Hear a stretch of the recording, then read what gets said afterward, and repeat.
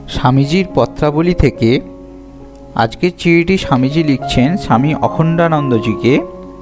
স্থান গাজীপুর, মার্চ 1890 সাল। ওং নমো ভগবতে রামকৃষ্ণায়। প্রাণাধিকেষু কল্য তোমার পত্র পাইয়া অত্যন্ত আনন্দিত হইয়াছি। এখানে পভারাজি নামক যে অদ্ভুত যোগী ও ভক্ত আছেন, এক্ষণে তাহারই কাছে রহিয়াছি। ইনি ঘরের বাহির হন না, দ্বারের আড়াল হইতে কথাবার্তা কহেন। ঘরের মধ্যে এক গর্ত আছে, তন্মধ্যে বাস করেন। শুনিতে পাই ইনি মাস মাস সমাধিস্থ হইয়া থাকেন। ইহার তিতিক্ষা বড়ই অদ্ভুত। আমাদের বাংলা ভক্তির দেশ ও জ্ঞানের দেশ। যোগের বার্তা একেবারেই নাই বললেই হয়।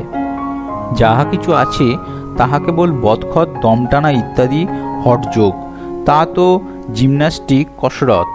এই জন্য এই অদ্ভুত রাজযোগীর নিকট রহিয়াছি। ইনি কতক আশাও দিয়াছেন। এখানে একটি বাবুর একটি ছোট্ট বাগানে একটি সুন্দর বাংলা ঘরও আছে। ওই ঘরে থাকিব এবং উক্ত বাগান বাবাজির কুটিরের অতি নিকট। বাবাজির একজন দাদা ওইখানে সাধুদের সৎকারের জন্য থাকে, সেই স্থানেই ভিক্ষা করিব। অতএব এ রঙ্গ কতদূর গড়ায় দেখিবার জন্য এক্ষণে পর্বতারোহণ সংকল্প ত্যাগ করিলাম এবং কোমরে 2 মাস ধরিয়া একটা বেদনা, বাত, লাম্বাগো হইয়াছে, তাহাতেও পাহাড়ে ওঠা এক্ষণে অসম্ভব। অতএব বাবাজি কি দেন পড়িয়া পড়িয়া দেখা যাক। আমার মূল মন্ত্র এই যে, যেখানে যাহা কিছু উত্তম পাই তাহাই শিক্ষা করিব। ইহাতে বরাহনগরের অনেকে মনে করে যে গুরুভক্তির লাঘব হইবে। আমি ওই কথা পাগল এবং গোঁড়ার কথা বলিয়া মনে করি, কারণ সকল গুরুই এক এবং জগৎগুরুর অংশ ও আভাসস্বরূপ।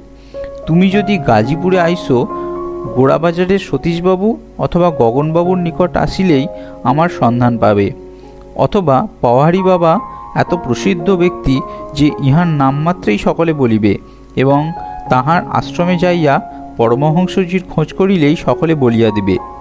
মোগলসরাই ছাড়াইয়া দিলদারনগর স্টেশনে নামিয়া ব্রাঞ্চ রেলওয়ে বা শাখা রেল একটু আছে, তাহাতে তারিঘাট গাজীপুরের আরপারে নামিয়া গঙ্গা পার হইয়া আসিতে হয়। এক্ষণে আমি গাজীপুরে কিছুদিন রহিলাম, দেখি বাবাজি কি করেন। তুমি যদি আইসো, দুইজনে উক্ত কুটিরে কিছুদিন থাকিয়া পরে পাহাড়ে বা হেতায় যাওয়া যাইবে। আমি গাজীপুরে আছি একথা বরাহনগরে কাউকে লিখিও না। আমার আশীর্বাদ জানিবে। সতত মঙ্গলাকাঙ্ক্ষী, নরেন্দ্র।